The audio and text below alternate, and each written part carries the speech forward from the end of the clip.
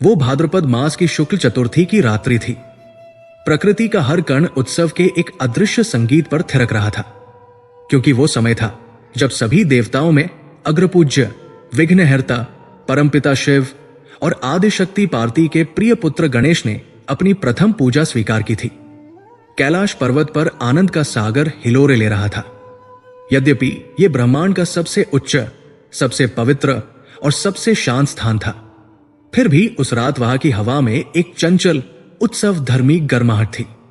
सिद्ध, साध्य, यक्ष, किन्नर और देवगण स्वयं इस महाभोज और स्तुति के साक्षी बनने के लिए उपस्थित हुए थे। परंतु इस उत्सव के केंद्र में एक ऐसी दिव्य उपस्थिति थी जिसका सौंदर्य परंपरागत मापदंडों से परे था। वक्रतुंड महाकाय लंबोदर गणेश, उनका विशाल शरीर, गज का मस्तक, छोटी आंखें और एक दंत, ये सब मिलकर एक ऐसा रूप रचते थे जो भक्ति और प्रेम से देखने पर परम आकर्षक था। किंतु जो रूप के बाह्य आवरण पर आसक्त था, उसके लिए यह रूप सहज ही उपहास का विषय बन सकता था। गणेश जी का उदर अत्यंत विशाल था, जो उन्होंने पृथ्वी और स्वर्ग के सभी व्यंजनों से प्रेम पूर्वक भर लिया था। यह विशालता केवल भोजन की मात्रा की नहीं थी, बल्कि उसमें समस्त ब्रह्मांड की शक्ति और ज्ञान समाहित था। उत्सव की समाप्ति पर जब गणेश जी अपने मूषक वाहन द्वापर के साथ कैलाश के ढलान पर उतर रहे थे, तो रात अपने चरम सौंदर्य पर थी। आकाश गंगा दूधिया नदी की तरह बह रही थी और सितारों की असंख्य आंखें नीचे की ओर देख रही थी। और इन सबसे ऊपर अपनी पूर्ण यवनावस्था में चंद्रमा अपनी शुभ्र, शांत और अभिमानपूर्ण चमक बिखेर रहा था। चंद्रमा, जिसे सोम भी कहते हैं, अपने सौंदर्य पर इतना मुग्ध था कि उसे लगा कि वो स्वयं स्वर्ग का सबसे परिष्कृत गहना है। सहस्रों वर्षों से वो अपनी शीतलता और निर्मल प्रकाश को देखकर मुग्ध होने वाले कवियों और प्रेमियों का अहंकार सुनता आ रहा था। उसके भीतर यह धारणा दृढ़ हो चुकी थी कि सुंदरता ही एकमात्र शक्ति है और उसका प्रकाश ही एकमात्र पूर्णता। जैसे ही उसने नीचे ढलान पर गणेश को देखा, जो प्रेम और भक्ति से तृप्त होकर थोड़ा थके हुए अपने प्रिय वाहन मूषक पर सवार थे, उसके मन में एक भयानक असहनीय तरंग उठी। गणेश जी का विशालकाय शरीर भोजन से परिपूर्ण होने के कारण मूषक पर संतुलन बनाए रखने में कुछ कठिनाई का अनुभव कर रहा था। मूषक द्वापर अपनी पूरी शक्ति और भक्ति से चल रहा था, परंतु अचानक रास्ते में एक छोटी सी दरार आ गई। संतुलन बिगड़ा और लंबोदर गणेश धड़ाम से नीचे गिर पड़े। यह कोई साधारण पतन नहीं था, यह उस बालक का पतन था जिसके एक इशारे पर ब्रह्मांड के अणु अपनी जगह बदल सकते थे। उनके हाथ से मोदकों का पात्र छूट गया और मोदक चारों दिशाओं में बिखर गए। उनका वाहन मूषक भी थोड़ी देर के लिए अचंभित रह गया, लेकिन गणेश जी ने स्वयं को संभाल लिया, अपने वस्त्र झाड़े और अपने इस अप्रत्याशित क्षण पर स्वयं ही हंस पड़े। ये उनकी सहजता थी, उनकी सरलता, जो उन्हें इतनी प्रिय बनाती थी। परंतु एक सत्ता थी जो इस क्षण का उपहास कर रही थी। आकाश में अपने सिंहासन पर विराजमान चंद्रमा ने यह दृश्य देखा। उसकी शुभ्र किरणें उस पतन पर ऐसी पड़ी मानो वो उस घटना को पूरी दुनिया के सामने उजागर कर रही हों। अपने ही सौंदर्य के नशे में चूर चंद्रमा अपनी हंसी को रोक न सका। यह हंसी एक धीमी व्यंग्यात्मक ध्वनि के रूप में शुरू हुई और जल्द ही एक कर्कश अहमन्य ठहाके में बदल गई। चंद्रमा हंसा। कैसा अद्भुत दृश्य! क्या यह वही देवता है जिनकी पूजा सर्वप्रथम की गई? ऐसा विशाल उदर और ऐसी नाजुक सवारी, इस कुरूपता और बेढंगेपन को देखकर तो किसी भी कलाकार का मन व्यथित हो जाए। इस रूप में कैसा देवत्व, कैसा प्रताप! हंसी की वो तरंग कैलाश की शांत वायु को भेदती हुई सीधे गणेश जी के कानों में पहुंची। गणेश जी, जो स्वयं पर हंस रहे थे, अचानक शांत हो गए। उनकी छोटी गहन आंखें ऊपर आकाश की ओर उठीं। उन्होंने उस हंसी के पीछे छिपे अपमान को पहचान लिया। यह हंसी केवल उनके रूप का मजाक नहीं उड़ा रही थी, यह उस सत्य का उपहास कर रही थी कि दिव्यता का संबंध कभी भी बाहरी स्वरूप से नहीं होता। यह हंसी उस अहंकार की अभिव्यक्ति थी जो क्षण भंगुर सुंदरता को शाश्वत मानता है। गणेश जी के भीतर की अनंत शक्ति जाग उठी। उनका वक्रतुंड रूप, जो क्षण भर पहले भोला और चंचल लग रहा था, अब रुद्र रूप धारण कर चुका था। उनकी तीसरी आंख में क्रोध की ज्वाला भड़क उठी। उन्होंने अपनी सूंड उठाई और एक गर्जना की जो त्रिलोक में गूंज गई। ऐ चंद्रमा, तूने मेरे स्वरूप का उपहास किया है, जिस रूप को मेरे माता पिता, स्वयं शिव और शक्ति ने स्वीकार किया, जिस रूप में ब्रह्मांड का संपूर्ण सार समाया है, उस पर तू अपनी तुच्छ बाहरी सुंदरता का अहंकार दिखा रहा है। चंद्रमा पहले तो अपनी गलती पर चौंका, पर उसका अहंकार अभी भी प्रबल था। वो शांत रहा, अपनी हंसी को दबाने का प्रयास किया, पर उसकी आंखों में कोई पश्चाताप नहीं था। गणेश जी ने देखा कि उनके शब्दों का कोई प्रभाव नहीं पड़ा है। ये अहंकार दंड की मांग करता था। उन्होंने अपने एक टूटे हुए दांत को, जो उनके तप और ज्ञान का प्रतीक था, एक शस्त्र की तरह चंद्रमा की ओर फेंक दिया। वह दांत एक प्रकाश पुंज की तरह अंतरिक्ष में यात्रा करता हुआ चंद्रमा के सुंदर निर्मल चेहरे पर लगा और उसके चेहरे पर एक स्थायी कलंक बन गया। इसके पश्चात गणेश जी ने अपने दाहिने हाथ की मुद्रा उठाई और एक शाप उच्चारित किया, जिसका कंपन युगों युगों तक महसूस किया गया। तू सौंदर्य पर इतना मोहित है तो जा, मैं तुझे श्राप देता हूं कि आज भाद्रपद शुक्ल चतुर्थी की इस पवित्र रात्रि को तू कलंकित हो जाएगा। तेरा ये श्वेत उज्जवल प्रकाश उस अहंकार का प्रतीक बनेगा जिसने मुझ जैसे एक बालक के सहज क्षण का मजाक उड़ाया। और केवल तू ही नहीं, गणेश जी की वाणी का स्वर और भी तीव्र हो गया। उनका क्रोध न्याय की शक्ति बन गया। जो कोई भी प्राणी, चाहे वो देव हो, मनुष्य हो या दानव, आज की रात, हर वर्ष भाद्रपद शुक्ल चतुर्थी की रात्रि को तुझे देखेगा, उसके ऊपर झूठा कलंक लगेगा। उसे अपयश और निंदा का सामना करना पड़ेगा। वो निर्दोष होगा, फिर भी उसे अपराधी माना जाएगा, क्योंकि तूने मुझे लज्जित करने का प्रयास किया था। इसलिए अब तू और तेरा दर्शन दोनों ही लज्जा और अपयश का कारण बनेंगे। श्राप पूर्ण हुआ। चंद्रमा की संपूर्ण चमक क्षण भर के लिए फीकी पड़ गई। वो भय से कांप उठा। उसका सारा अहंकार टूट गया। जिस सुंदरता पर वो गर्व करता था, वही सुंदरता अब एक भयानक कलंक का वाहक बन गई थी। उसने तुरंत गणेश जी के चरणों में गिरकर क्षमा याचना की। क्षमा, हे लंबोदर, क्षमा करें। मेरा अहंकार मेरे विवेक पर हावी हो गया था।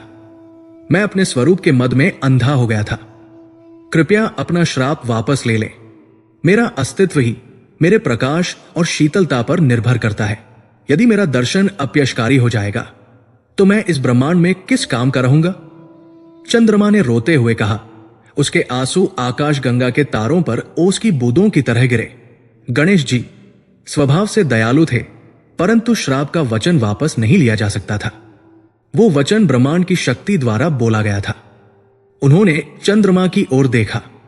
चंद्रमा, मेरा श्राप अटल है, किंतु मैं इसे पूर्णतः निरस्त नहीं कर सकता, क्योंकि ब्रह्मांड में वचन की मर्यादा का पालन आवश्यक है। परंतु मैं तुझे थोड़ी राहत देता हूं। और फिर विघ्नहर्ता ने उस श्राप को एक विधान में बदल दिया। यह श्राप केवल भाद्रपद शुक्ल चतुर्थी को ही पूर्णतः प्रभावी रहेगा।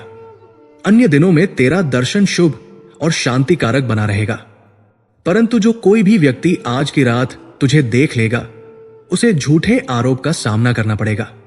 इस श्राप से बचने के लिए मनुष्यों को आज की रात तेरा दर्शन करने से बचना होगा।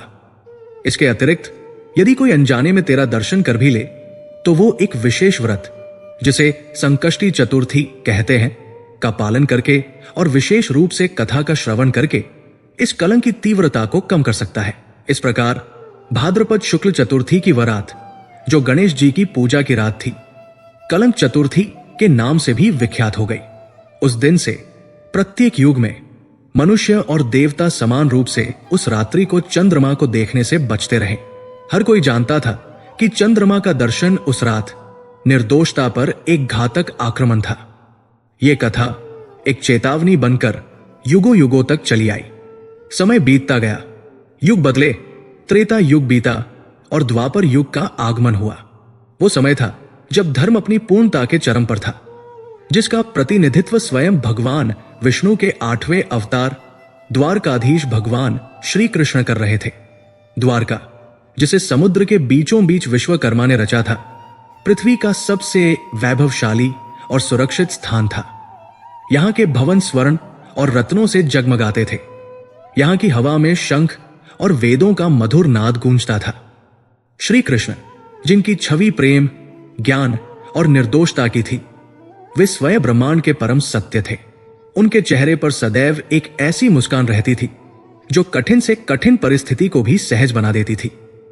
वो अपने भक्तों के हृदय में निवास करते थे और उनके जीवन में छल या कपट का कोई स्थान नहीं था। भला ब्रह्मांड के स्वामी पर, जो स्वयं सत्य का स्वरूप थे, झूठे कलंक की कोई छाया कैसे पड़ सकती थी? यह विचार ही असंगत लगता था। लेकिन श्राप का नियम किसी व्यक्ति या पद को देखकर नहीं बदला जाता। वो केवल समय और कर्म का पालन करता है। एक बार फिर भाद्रपद शुक्ल चतुर्थी की वो भयावह रात आई। द्वारका में भी सभी जानते थे कि आज की रात चंद्रमा का दर्शन नहीं करना है। सबने अपने खिड़की दरवाजे बंद कर लिए थे।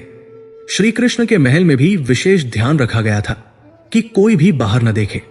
स्वयं द्वारकाधीश भी अपने राज्य के आवश्यक कार्यों को निपटा रहे थे और उनके मन में भी इस प्राचीन कथा का ज्ञान था।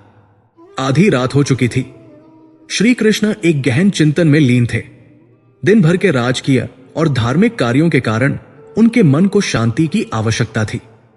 वे अपने शयन कक्ष की ओर जा रहे थे, जो अत्यंत सादगी से सुसज्जित था। रास्ते में रसोई घर, रसोड़ा पड़ता था। वहां रात्रि के भोजन के बाद कुछ सेवक अपनी अंतिम तैयारी कर रहे थे। एक सेवक ने अपनी माता की विशेष आज्ञा का पालन करते हुए एक बड़े चांदी के पात्र में अत्यंत शुद्ध, पवित्र और उबला हुआ दूध रखा था, जिसे वो सुबह के भोग के लिए तैयार कर रहा था। दूध इतना शुद्ध और शांत था कि उसकी सतह एक दर्पण की तरह चिकनी और स्थिर थी। कृष्ण ने चलते चलते उस पात्र पर एक सहज दृष्टि डाली। उनका मन और ध्यान किसी गंभीर विषय पर केंद्रित था, शायद धर्म की किसी गूढ़ समस्या पर या अपने किसी भक्त की चिंता पर। वो जानते बूझते चंद्रमा को नहीं देख रहे थे। ऊपर आकाश में श्रापित चंद्रमा अपनी पूर्ण कलाओं के साथ चमक रहा था। चंद्रमा की किरणें छत पर बनी एक छोटी सी रोशनदान से होकर कमरे के भीतर प्रवेश कर रही थी। ये किरणें पहले कमरे की दीवार से टकराईं, फिर नीचे आईं और अंततः सीधे उस चांदी के पात्र में रखे दूध की स्थिर सतह पर पड़ी।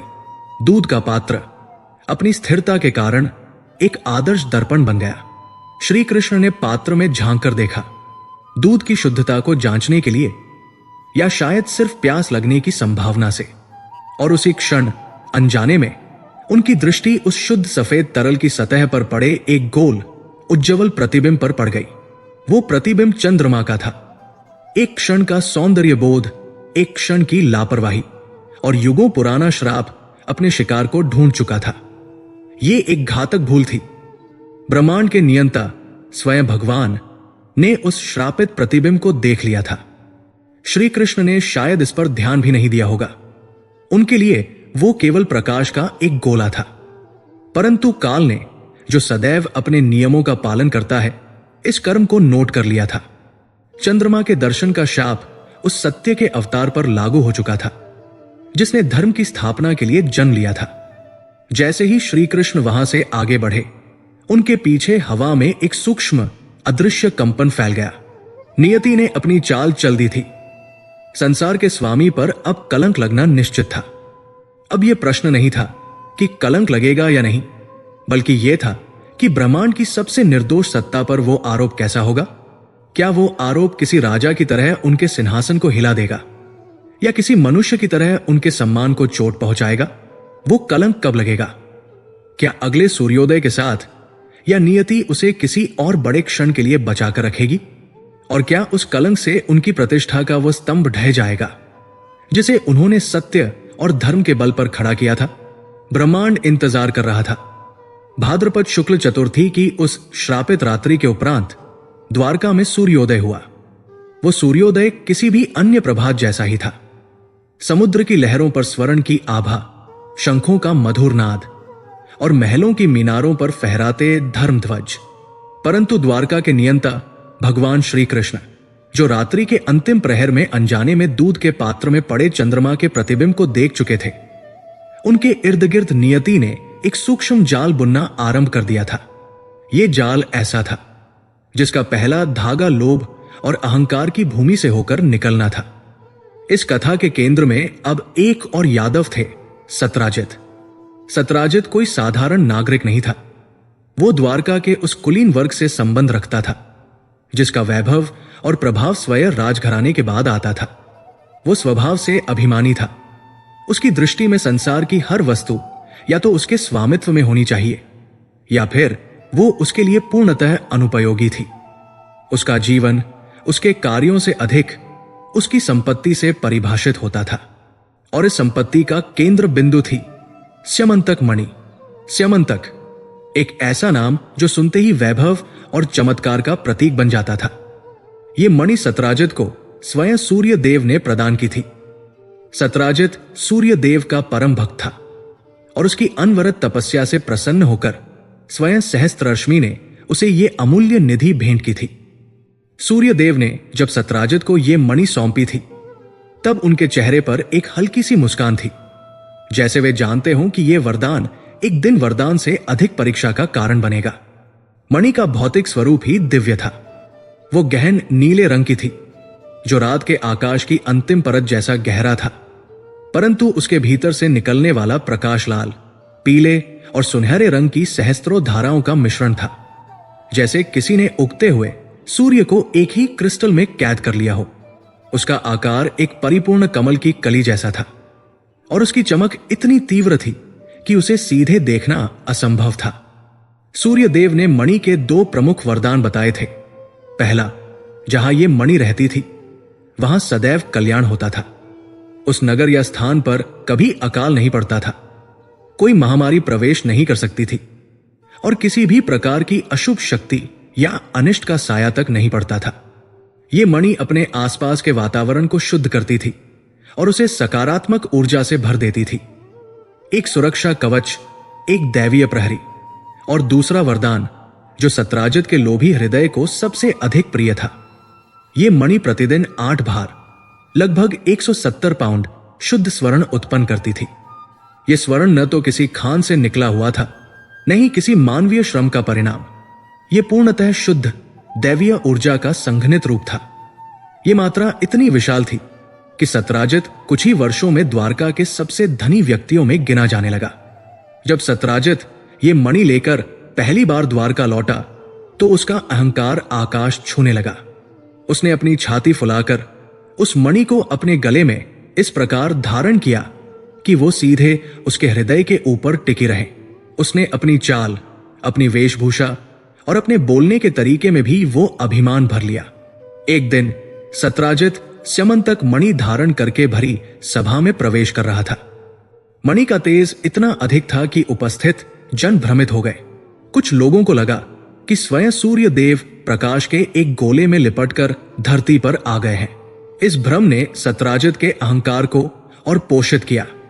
कुछ ही दिनों में द्वारका की गलियों में यह फुसफुसाहट फैल गई कि सत्राजित अब स्वयं भगवान कृष्ण से भी अधिक तेजस्वी और धनवान हो गया है। कृष्ण को इस मणि के चमत्कार और सत्राजित के बढ़ते अहंकार की पूरी जानकारी थी। श्री कृष्ण ने स्यमंतक मणि के वरदानों का मूल्यांकन केवल भौतिक लाभ के दृष्टिकोण से नहीं किया। उनके मन में संपूर्ण द्वारका और उसके निवासियों का कल्याण था। उनके विचार में इतनी शक्तिशाली और शुभकारी वस्तु को किसी एक व्यक्ति के व्यक्तिगत लोभ के अधीन नहीं रहना चाहिए। मणि का सुरक्षा कवच और उसका नित्य स्वर्ण उत्पादन यदि पूरे राज्य के लिए समर्पित हो जाए तो द्वारका सोने की नगरी बनने के साथ साथ रोग और भय से पूरी तरह मुक्त हो जाएगी। एक अत्यंत शुभ दिन श्री कृष्ण ने सत्राजित को अपने महल में आमंत्रित किया। वातावरण शांत था, परंतु हवा में एक अनकही गंभीरता व्याप्त थी। श्री कृष्ण ने अपने सहज, प्रेमपूर्ण परंतु दृढ़ स्वर में अपनी बात रखी।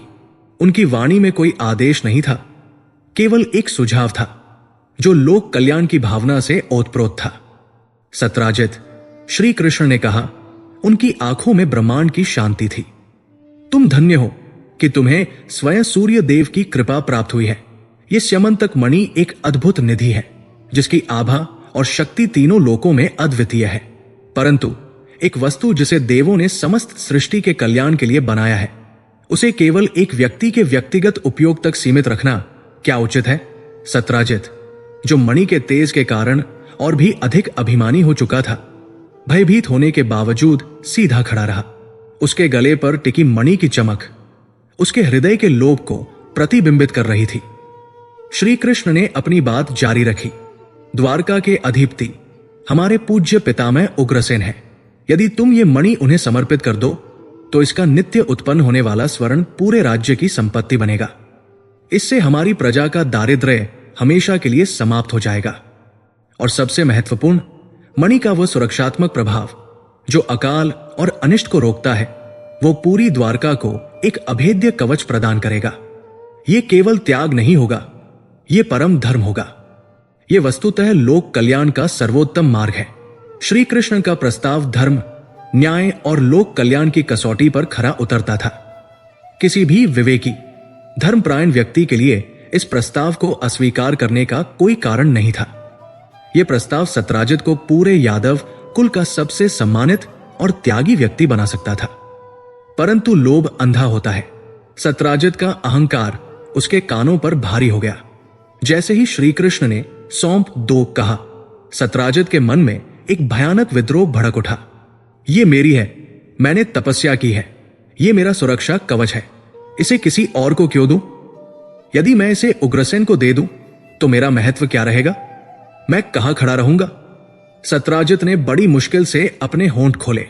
उसकी वाणी में आदर का दिखावा था, परंतु लोभ की कटुता भरी हुई थी। हे द्वारकाधीश, सत्राजित ने कहा, उसका स्वर कंपन कर रहा था।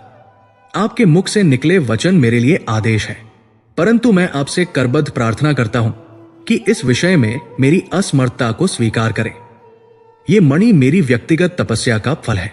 यह मेरे और मेरे परिवार की सुरक्षा का एकमात्र आधार है।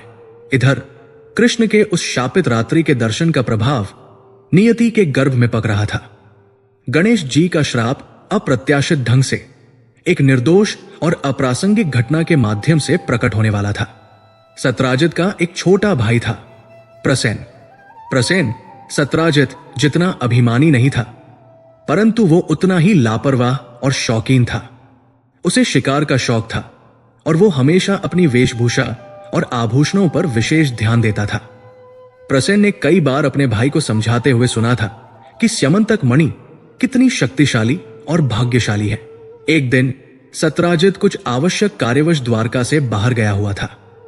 प्रसेन को शिकार पर जाने का मन हुआ। उस दिन उसने सोचा कि क्यों न वह इस महान मणि को धारण करके जंगल जाए। इससे न केवल उसका शिकार सफल होगा, बल्कि जंगल के हिंसक प्राणी भी उसके पास नहीं फटकेंगे, क्योंकि मणि अनिष्ट को रोकती है। साथ ही वो अपने साथियों के बीच अपनी शक्ति और प्रतिष्ठा का प्रदर्शन भी कर सकेगा। प्रसेन ने अपने भाई की तिजोरी का ताला खोला और वहां से चमकती हुई स्यमंतक मणि को निकाला। जब उसने उसे गले में धारण किया तो मणि के तेज ने उसे लगभग अंधा कर दिया। वो मणि उसके साधारण वस्त्रों पर भी दैवीय चमक बिखेर रही थी। प्रसेन ने स्वयं को दर्पण में देखा। वो सूर्य के पुत्र जैसा प्रतीत हो रहा था। उसने अपने घोड़े को तैयार किया, अपने धनुष और बाण लिए और द्वारका के चारों ओर फैले प्राचीन घने जंगल की ओर निकल पड़ा। ये जंगल, जिसकी सीमाएं अनिश्चित थी, यादवों के लिए शिकारगाह और रोमांच का केंद्र था। प्रसेन तेजी से आगे बढ़ा। उसके साथ कुछ सेवक थे जो दूर ही दूर चल रहे थे। जैसे जैसे वो द्वारका के प्रकाशमय वातावरण से दूर होता गया, जंगल और भी गहन, शांत और रहस्यमय होता गया। ऊंचे ऊंचे वृक्षों की डालियां ऊपर आकाश को लगभग छू रही थी, जिससे धरती पर एक स्थायी गोधूली जैसा अंधेरा बना रहता था। जंगल की हवा में जंगली जीवों की गंध और पत्तों के सड़ने की नमी थी, जो द्वारका के समुद्री हवा से बिल्कुल भिन्न थी। स्यमंतक मणि का तेज उस अंधेरे में एक जलते हुए नक्षत्र जैसा चमक रहा था। वो केवल प्रकाश नहीं दे रही थी, बल्कि एक प्रकार की आध्यात्मिक ऊर्जा विकिरण कर रही थी, जिसने जंगल के साधारण जीवों को भयभीत कर दिया और उन्हें रास्ते से हटा दिया। यह प्रसेन के लिए एक अद्भुत अनुभव था। वो महसूस कर रहा था कि वो एक अदृश्य सुरक्षा घेरे में यात्रा कर रहा है। वो जंगल के भीतर और भीतर शिकार के लालच में उतरता चला गया। उसने एक बड़े हिरण का पीछा किया जो जंगल की सबसे कठिन और दुर्गम पगडंडियों पर भाग रहा था। प्रसेन को पता ही नहीं चला कि वो कब उस क्षेत्र में पहुंच गया जहां मनुष्य का प्रवेश वर्जित था, जहां प्रकृति का नियम बदल जाता था और जहां सभ्यता का अंतिम चिन्ह भी मिट जाता था। उसने हिरण को एक सूखी नदी के पास देखा और अपने घोड़े को रोका। घोड़े ने बेचैनी से अपनी गर्दन हिलाई, जैसे वो किसी अनजानी उपस्थिति से भयभीत हो। प्रसेन ने मणि पर हाथ फेरा। उसे विश्वास था कि अनिष्ट की कोई शक्ति उसे छू नहीं सकती। उसने धनुष उठाया, निशाना साधा और बाण चला दिया। हिरण दूर भाग गया और प्रसेन बाण का पीछा करने लगा। वो अपने घोड़े से उतरा और पैदल ही उस गहन नीरव वन में चला गया, जहां पेड़ों की जड़ें नागों की तरह मिट्टी से निकलकर लिपटी हुई थी और जहां हवा में एक भारीपन था। उसने अंतिम बार पीछे मुड़कर अपने सेवकों को देखा। वे बहुत पीछे छूट चुके थे। प्रसेन ने एक और कदम बढ़ाया। उसने एक गुफा के मुहाने पर पड़े हुए एक विशालकाय पत्थर पर बाण का टूटा हुआ हिस्सा देखा। वो झुककर उसे उठाने ही वाला था कि तभी जंगल में अचानक पूर्ण नीरवता छा गई। हवा का बहना रुक गया, पक्षियों का चहचहाना बंद हो गया और यहां तक कि उसके अपने घोड़े के खुरों की ध्वनि भी शांत हो गई। ये वो चुप्पी थी जो किसी तूफान से पहले आती है। और फिर पत्थरों के बीच से एक प्रचंड गर्जना भरी दहाड़ आई। ये किसी साधारण पशु की दहाड़ नहीं थी। ये एक ऐसी ध्वनि थी जो जंगल के हर कण को कंपा गई और प्रसेन के हृदय को एक ही झटके में भय से भर दिया। एक विशाल काला भालू जैसा प्राणी गुफा के मुहाने से बाहर निकला। उसके शरीर पर घने उलझे हुए बाल थे, उसकी आंखें लाल थी और उसके नख तलवारों जैसे नुकीले थे। वो कोई सामान्य भालू नहीं था, वो जामवंत था। जामवंत जो त्रेता युग में स्वयं भगवान राम के सेनापति रहे थे और जो चिरंजीवी थे। वो इस जंगल में रहते थे और कठोर तपस्या में लीन थे। जामवंत के निकलने का कारण एक ही था, स्यमंतक मणि का तेज। स्यमंतक मणि जहां कल्याण और स्वर्ण लाती थी, वही वह अपनी अत्यधिक चमक के कारण ध्यान भी आकर्षित करती थी। जामवंत को लगा कि किसी दैवीय शक्ति ने उनके एकांत को भंग कर दिया है। जैसे ही उन्होंने प्रसेन को देखा, उनकी दृष्टि सीधे उस चमकती हुई मणि पर पड़ी। जामवंत अपनी प्रचंड शक्ति और आकार के कारण प्रसेन पर टूट पड़े। आगे क्या हुआ, इसकी कहानी जंगल की हवा ने अपने साथ बहा ली। जामवंत ने प्रसेन को एक क्षण में ही पराजित कर दिया। मणि की शक्ति भी उसे जामवंत की पौराणिक शक्ति से नहीं बचा पाई। जामवंत ने मणि को छीनकर प्रसेन को वहीं मृत अवस्था में छोड़ दिया। वो मणि को अपनी गुफा में ले गए, जहां उन्होंने उसे अपने पुत्र के खेलने के लिए एक साधारण खिलौने की तरह रख दिया। कुछ ही देर बाद जब जंगल में हलचल फिर से शुरू हुई, तब प्रसेन के सेवक सावधानी से उस स्थान पर पहुंचे। उन्होंने वहां केवल प्रसेन के घोड़े को दुखी और अस्त व्यस्त पाया। उन्होंने खून के कुछ निशान देखे जो एक भयानक संघर्ष की कहानी कह रहे थे, परंतु न तो प्रसेन का शरीर मिला और न ही स्यमंतक मणि। सेवकों ने वापस लौटकर द्वारका में यह विनाशकारी समाचार सुनाया। सत्राजित द्वारका लौटा और यह खबर सुनकर उसका अहंकार क्षण भर में टूट गया। उसका भाई मर चुका था और उसकी प्रिय अनमोल मणि गायब हो चुकी थी। उसके भय और लोभ ने तत्काल एक नया आकार ले लिया, शक। सत्राजित को यह याद आया कि श्री कृष्ण ने उससे मणि राजा उग्रसेन को सौंपने के लिए कहा था। उसे लगा कि श्री कृष्ण ने ही उसके इनकार से क्रोधित होकर किसी गुप्त तरीके से यह मणि चुरा ली है या चुरा ली गई है। यह संदेह, जो केवल एक लोभी मन की कल्पना थी, श्री कृष्ण पर लगाए गए कलंक का पहला बीज बन गया। नियति ने अपनी चाल चल दी थी। चंद्रमा के प्रतिबिंब को देखने का श्राप अब क्रियान्वित हो चुका था। ब्रह्मांड के स्वामी, सत्य और धर्म के रक्षक पर अब संसार का सबसे घिनौना आरोप लगने वाला था, चोरी का आरोप। जंगल में क्या हुआ था, यह केवल जामवंत जानते थे। प्रसेन कहां लुप्त हो गया था, वो मणि कहां थी, और सबसे महत्वपूर्ण, क्या सत्राजित का संदेह पूरे द्वारका में फैल जाएगा? वो कलंक अब द्वारकाधीश के सिंहासन को हिलाने के लिए पूरी तरह तैयार था।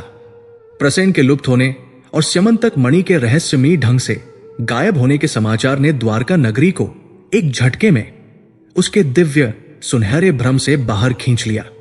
यह केवल किसी एक व्यक्ति के गुम हो जाने की घटना नहीं थी। ये एक ऐसी अपशकुन थी जिसने नगरी के भीतर वर्षों से संचित सुख और सुरक्षा की भावना को तार तार कर दिया।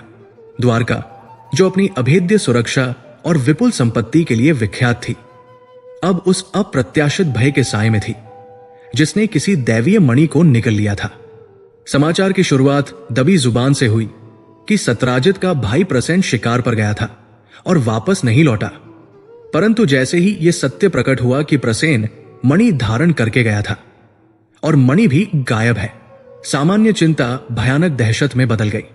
स्यमंतक, जो केवल स्वर्ण ही नहीं देती थी बल्कि द्वारका की सुरक्षा की गारंटी भी थी, उसका खो जाना केवल आर्थिक क्षति नहीं थी, ये एक आध्यात्मिक आपदा थी। द्वारका के निवासी, जिन्हें अब तक यह विश्वास था कि मणि के रहते कोई अनिष्ट उन्हें छू नहीं सकता, अब स्वयं को असुरक्षित महसूस करने लगे।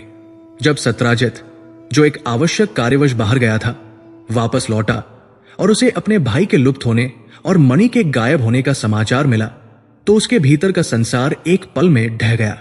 उसका लोभ, उसका प्रेम और उसका अहंकार, ये तीनों भावनाएं एक विकराल राक्षस की तरह उसके भीतर उठ खड़ी हुई। पहले तो उसे दुख हुआ। प्रसेन उसका छोटा भाई था जिसके साथ उसने जीवन के कई क्षण बिताए थे, पर प्रसेन के लिए उसका दुख मणि के खो जाने के दुख के सामने फीका पड़ गया। मणि उसके लिए केवल संपत्ति नहीं थी, वो उसके जीवन का केंद्र थी, उसकी तपस्या का प्रमाण थी और सबसे बढ़कर द्वारका में उसके सामाजिक प्रभाव का आधार थी। मणि के बिना सत्राजित स्वयं को शून्य, तुच्छ और असुरक्षित महसूस करने लगा। उसका वैभव, उसकी प्रतिष्ठा, सब कुछ एक पल में रेत के महल की तरह बिखर गया था। सत्राजित का मन व्याकुलता और भय के एक गहन सागर में डूब गया। उसने अपने सेवकों को जंगल के हर कोने में भेजा, स्वयं भी प्रसेन के लौटने के मार्ग पर चिल्लाया और हर उस द्वारकावासी से पूछताछ की जिसने प्रसेन को अंतिम बार देखा था। उसे केवल प्रसेन के अस्त व्यस्त घोड़े और खून के कुछ निशान मिले जो एक हिंसक संघर्ष की ओर इशारा करते थे, पर न तो शव मिला और न ही मणि। यह रहस्य सत्राजित के लोभी और अभिमानी मस्तिष्क में भयानक संदेह का रूप लेने लगा। उसका विवेक, जो लोभ से पहले ही धूमिल था, अब अपने भाई के दुख और मणि के खोने के सदमे से पूरी तरह से नष्ट हो गया।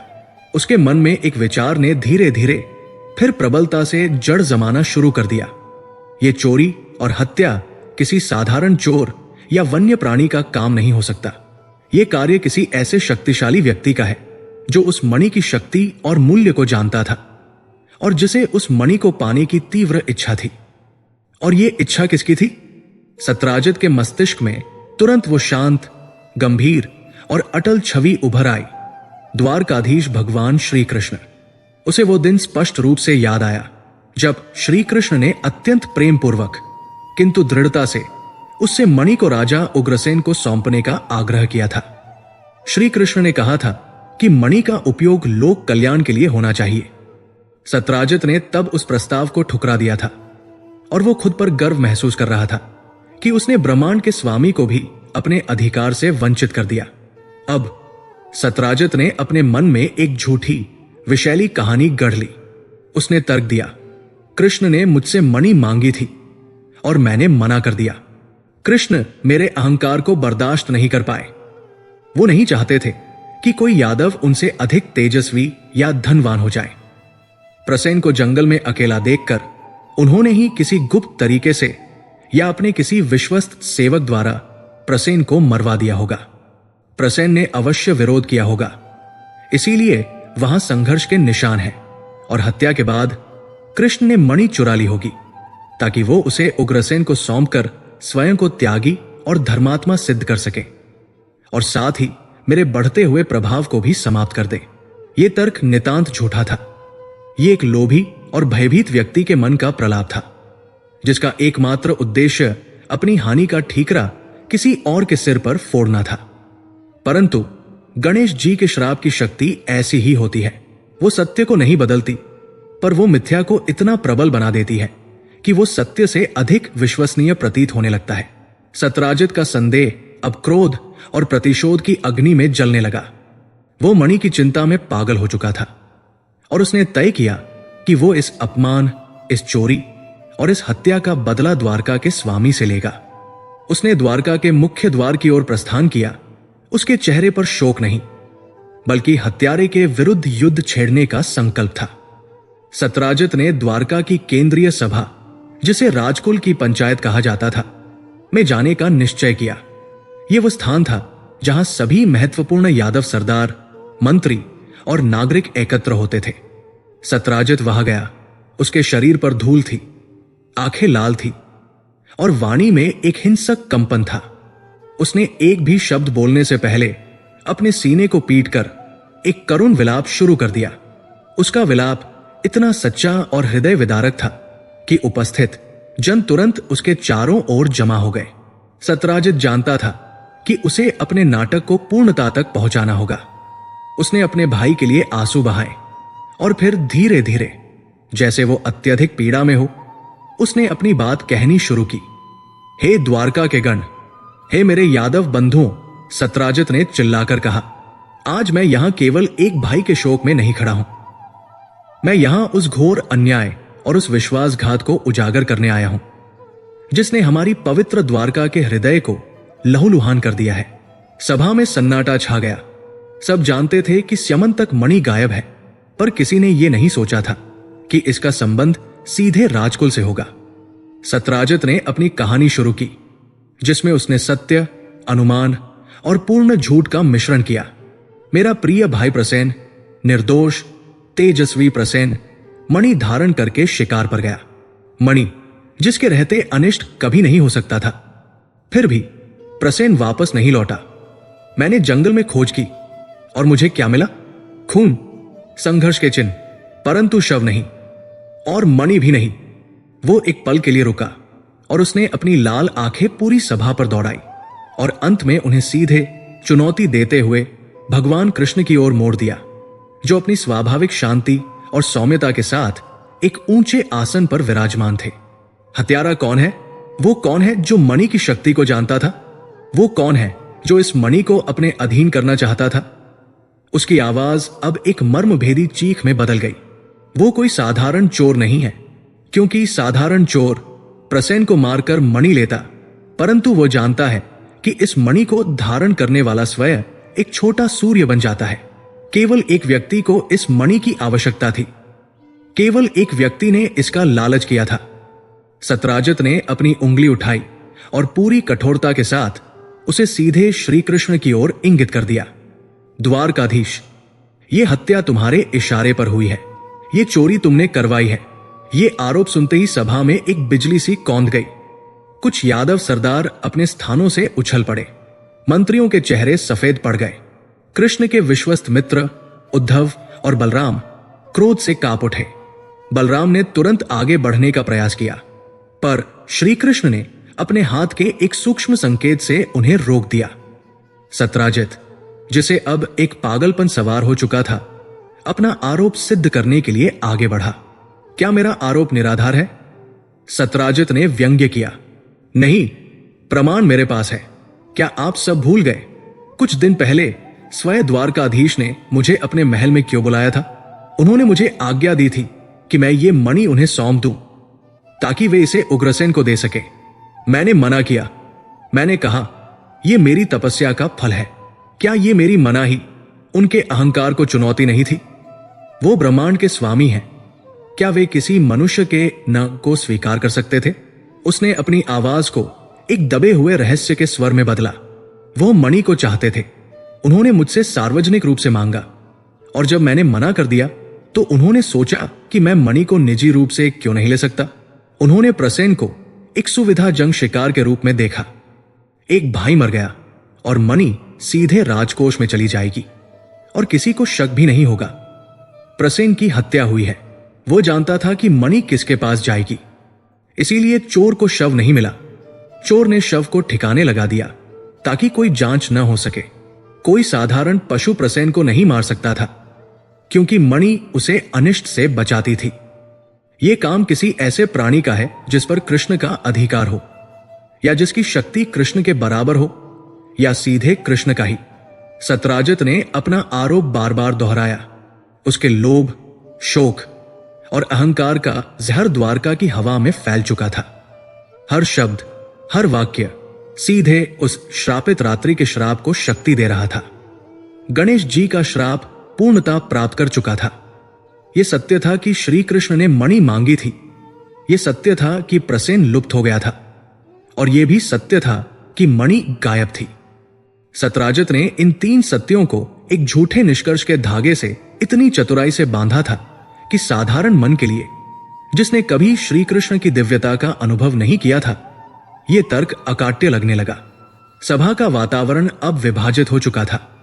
यादवों का एक बड़ा वर्ग, जो सत्राजित के अपार धन से प्रभावित था और कृष्ण की दिव्यता को केवल एक राजनैतिक प्रभुत्व के रूप में देखता था, वे फुसफुसाहट में सत्राजित के तर्कों को स्वीकार करने लगे। उन्हें लगा कि एक राजा, विशेष रूप से वो जो इतने वैभव और शक्ति का केंद्र हो, ऐसा कार्य कर सकता है। कृष्ण के भक्त, जिनमें उनके अपने भाई बलराम भी शामिल थे, इस आरोप से अत्यंत क्रोधित थे।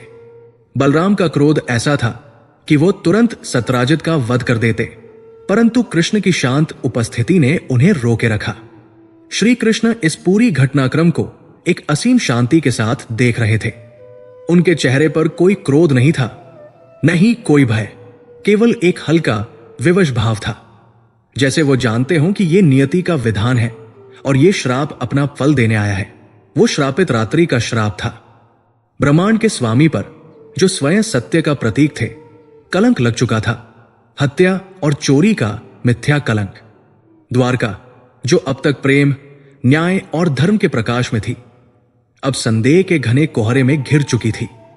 लोग गलियों में, घरों में और मंदिरों में हर जगह चुपके चुपके बातें कर रहे थे।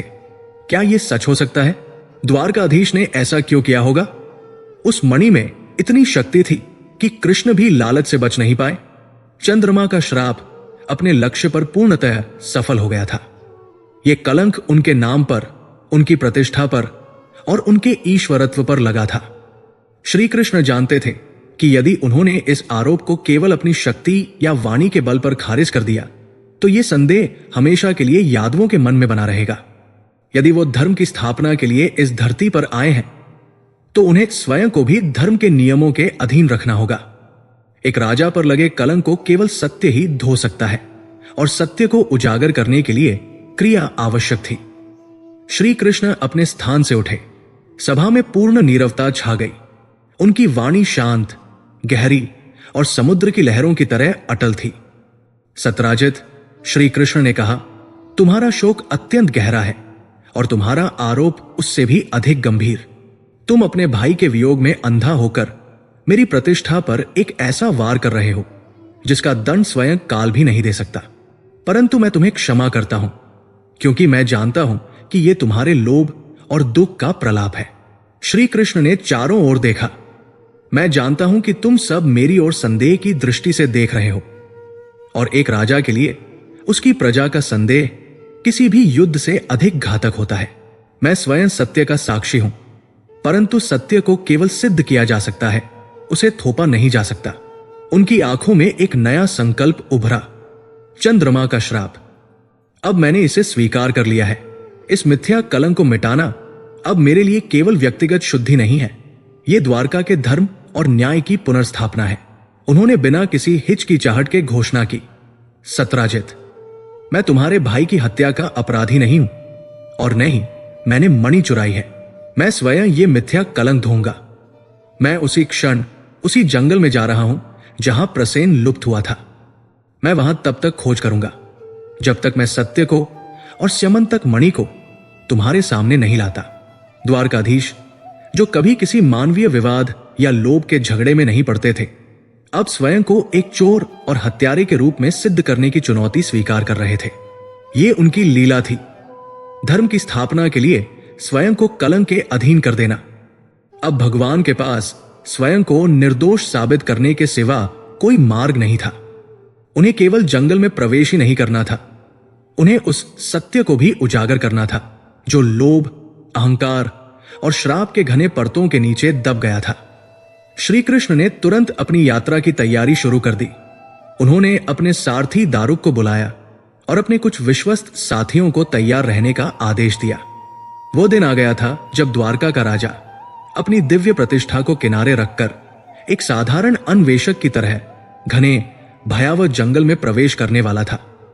उस स्थान पर जहां त्रेता युग का एक चिरंजीवी प्राणी जामवंत वास करता था, जिसके पास अब स्यमंतक मणि थी। जंगल में क्या सत्य छुपा था? जामवंत से उनका मिलन कैसा होगा? क्या भगवान स्वयं अपने ऊपर लगे कलंक को मिटाने में सफल होंगे? द्वारका नगरी सांस रोके हुए अपने राजा के लौटने की प्रतीक्षा कर रही थी। द्वारका नगरी पर शोक और संदेह का एक काला बादल छा गया था। सत्राजित द्वारा लगाए गए हत्या और चोरी के कलंक ने उस स्वर्ण नगरी के भीतर एक अदृश्य दरार पैदा कर दी थी। लोग अपने घरों में फुसफुसा रहे थे। उनके मन में प्रेम और भक्ति के स्थान पर अब एक कड़वा संदेह जड़ जमा चुका था। उन्हें विश्वास नहीं हो रहा था कि उनके राजा, उनके द्वारकाधीश, जो धर्म और न्याय की मूर्ति थे, वे एक तुच्छ मणि के लिए किसी की हत्या कर सकते हैं। फिर भी सत्राजित के तर्कों में एक भयानक सादृश्यता थी। कृष्ण ने मांगा, कृष्ण को मना किया गया और फिर वस्तु गायब हो गई। ये मिथ्या कलंक गणेश जी के श्राप की अदृश्य शक्ति से पोषित होकर सत्य से भी अधिक प्रबल हो गया था। परंतु ब्रह्मांड का स्वामी कभी भी असत्य के सामने समर्पण नहीं करता। भगवान श्री कृष्ण ने उस कलंक को एक चुनौती के रूप में स्वीकार किया। यह उनके लिए केवल व्यक्तिगत शुद्धि नहीं थी, बल्कि धर्म की पुनर्स्थापना थी। उन्हें यह सिद्ध करना था कि सत्य को चाहे कितने ही आवरणों में क्यों न छिपाया जाए, वो अंततः सूर्य की तरह प्रकट होता है। राजसभा में अपनी अटल घोषणा के तुरंत बाद श्री कृष्ण ने अपनी खोज यात्रा की तैयारी की। उन्होंने एक विशाल सेना को साथ नहीं लिया, क्योंकि यह शक्ति का प्रदर्शन नहीं, सत्य का अन्वेषण था। उन्होंने केवल अपने कुछ विश्वास पात्र, जिनमें सारथी दारुक और कुछ वीर निष्ठावान सैनिक शामिल थे, को साथ लिया। ये वे थे जिनकी भक्ति संदेह से परे थी और जो जानते थे कि उनके प्रभु कभी असत्य नहीं हो सकते। यात्रा की शुरुआत ही गंभीर थी। द्वारका के द्वार से श्री कृष्ण रथ पर सवार होकर निकले। द्वारकावासी, जो सामान्यतः अपने राजा को देखकर हर्षोल्लास से जयकार करते थे, आज नीरव खड़े थे। उनकी आंखें उदासी और एक अनकहे संदेह से भरी थी। ये मौन हजारों चीखों से अधिक कष्टप्रद था। यह श्राप का पहला प्रत्यक्ष प्रभाव था। श्री कृष्ण ने इस मौन को स्वीकार किया। उनके चेहरे पर कोई शिकन नहीं थी, केवल एक शांत संकल्प था। उन्हें पता था कि यह विवशता क्षणिक है, सत्य की विजय अवश्यंभावी है। रथ ने द्वारका के वैभव को पीछे छोड़ा और उस प्राचीन घनाच्छन्न वन की ओर अग्रसर हुआ, जहां प्रसेन अंतिम बार देखा गया था। जंगल की ओर का मार्ग तुरंत बदल गया। समुद्र की नमकीन खुली हवा के स्थान पर जंगल की मिट्टी, नमी और पत्तों के सड़ने की गंध थी। जैसे जैसे वे भीतर गए, सूर्य का प्रकाश भी छंटता गया। वृक्षों की डालियां एक दूसरे से इतनी गुंथी हुई थी कि धरती पर एक स्थायी गोधूली जैसा अंधेरा बना रहता था। यह वन प्राचीन रहस्यों से भरा हुआ था, जहां मनुष्य का कानून नहीं, बल्कि प्रकृति का कठोर नियम चलता था। श्री कृष्ण ने अपने सैनिकों को आदेश दिया कि वे साधारण सैनिकों की तरह नहीं, बल्कि सतर्क अन्वेषकों की तरह कार्य करें। उन्होंने दारुक को रथ वही रोकने को कहा जहां प्रसेन का घोड़ा अंतिम बार पाया गया था। खोज आरंभ हुई। यह खोज किसी राजा की शाही सेना द्वारा नहीं, बल्कि एक योगी के ध्यान की एकाग्रता से की जा रही थी। श्री कृष्ण ने अपने दिव्य ज्ञान का प्रयोग नहीं किया। उन्होंने अपनी मानवीय बुद्धि, अवलोकन क्षमता और तर्क का सहारा लिया, ताकि सत्य को उस भौतिक मार्ग से प्रकट किया जा सके जिसे मनुष्य समझ सके। उन्होंने प्रसेन के घोड़े के खुरों के निशान देखे और फिर पैरों के निशान, जो जंगल की सूखी मिट्टी और काई वाली चट्टानों पर बड़ी मुश्किल से दिखाई दे रहे थे। प्रसेन लापरवाह था और उसके चलने का ढंग तेज परंतु बेतरतीब था। श्री कृष्ण ने उन टूटी हुई टहनियों का अध्ययन किया जिनसे प्रसेन गुजरा था, और उस दिशा का अनुमान लगाया जहां उसने शिकार का पीछा किया होगा। घंटों तक खोज चलती रही। सैनिकों के माथे पर पसीना था, वे थक चुके थे और उनके भीतर का भय बढ़ता जा रहा था। इस जंगल की नीरवता उन्हें खाए जा रही थी। उन्हें लग रहा था कि वे किसी अभिशप्त स्थान पर हैं, जहां का राजा अदृश्य है और शत्रु अज्ञात। लेकिन श्री कृष्ण थके नहीं। उनका ध्यान एकाग्र था। उनकी आंखें किसी चील की तरह सूक्ष्म विवरणों को पकड़ रही थी। अंतः गहन वन के भीतर एक छोटी सूखी नदी की तलहटी में, जहां बड़े बड़े पत्थर और सूखे पत्ते जमा थे, उन्हें वह मिला जिसकी उन्हें तलाश थी। पहले तो उन्हें केवल कपड़ों के फटे हुए चिथड़े दिखाई दिए जो खून से सने हुए थे। फिर पत्थरों के एक ढेर के पास उन्हें प्रसेन का शव मिला। दृश्य अत्यंत भयानक था। प्रसेन का शरीर क्षतविक्षत था। उस पर गहरे नुकीले घाव थे जो किसी मनुष्य के शस्त्र से नहीं, बल्कि किसी भयंकर जानवर के बड़े मजबूत पंजों से बने थे। यह स्पष्ट था कि संघर्ष अत्यंत क्रूर और अचानक हुआ था। प्रसेन के चेहरे पर अंतिम क्षणों का भय स्थायी रूप से जम गया था। सैनिकों ने शोक और भय से अपनी आंखें बंद कर ली। सत्राजित का पहला आरोप, हत्या, सच साबित हुआ था, लेकिन उसका दूसरा आरोप, कृष्ण हत्यारे हैं, पूरी तरह से गलत सिद्ध हो रहा था। श्री कृष्ण ने शांतिपूर्वक शव का निरीक्षण किया। उन्होंने घावों की प्रकृति को समझा। ये घाव किसी तलवार या भाले के नहीं हैं। उन्होंने अपने सैनिकों को समझाते हुए कहा, यह किसी अत्यंत शक्तिशाली विशाल जंगली जानवर के पंजों और नुकीले दांतों के निशान हैं। प्रसेन की हत्या मनुष्य द्वारा नहीं की गई है। उन्होंने प्रसेन के गले और छाती की जांच की। उस स्थान पर जहां स्यमंतक मणि को धारण किया जाना था, वहां कोई मणि नहीं थी। केवल त्वचा पर गहरे लाल निशान थे जो किसी भारी आभूषण को तेजी से खींचकर अलग करने के कारण बने थे। मणि कहां है? एक सैनिक ने कांपते हुए पूछा। यदि यह चोरी नहीं है तो क्या प्रसेन को मारने वाले जानवर ने ही मणि निगल ली? श्री कृष्ण ने उन्हें शांत रहने को कहा और फिर उन्होंने अपनी दृष्टि चारों ओर दौड़ाई। कुछ ही कदमों की दूरी पर पत्तों के बीचों बीच उन्हें एक और विशाल काय भयावह दृश्य मिला। एक विशाल नरसिंह शेर का शव वहां पड़ा था। वो कोई सामान्य सिंह नहीं था।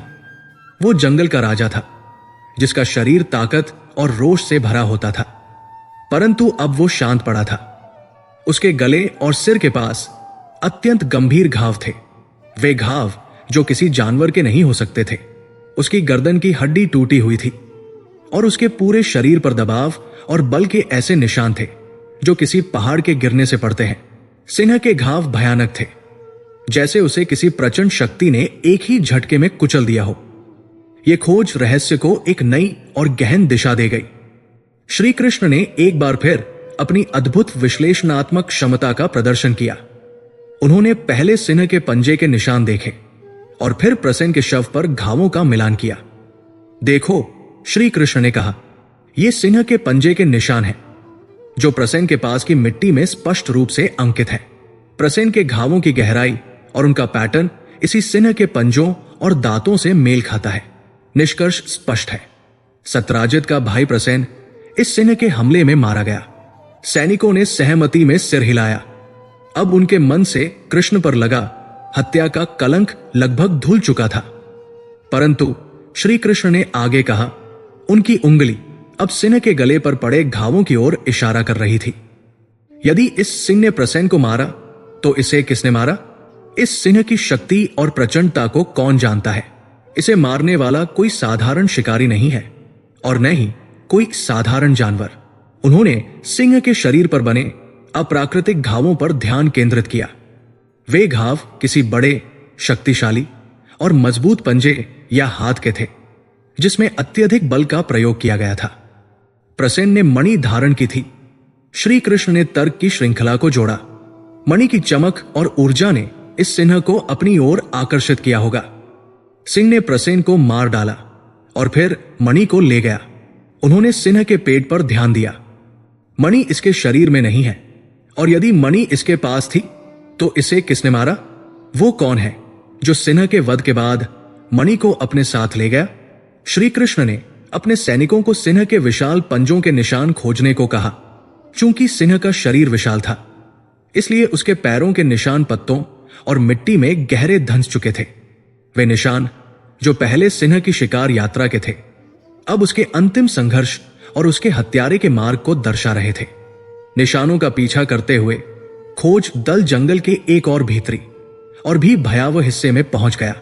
पेड़ों की ऊंचाई और भी बढ़ गई थी और नीचे की हरियाली अजीब तरह से घनी और कांटेदार थी। सैनिकों के कदम अब हिचकिचा रहे थे। उनके चेहरे पर भय की रेखाएं स्पष्ट थी।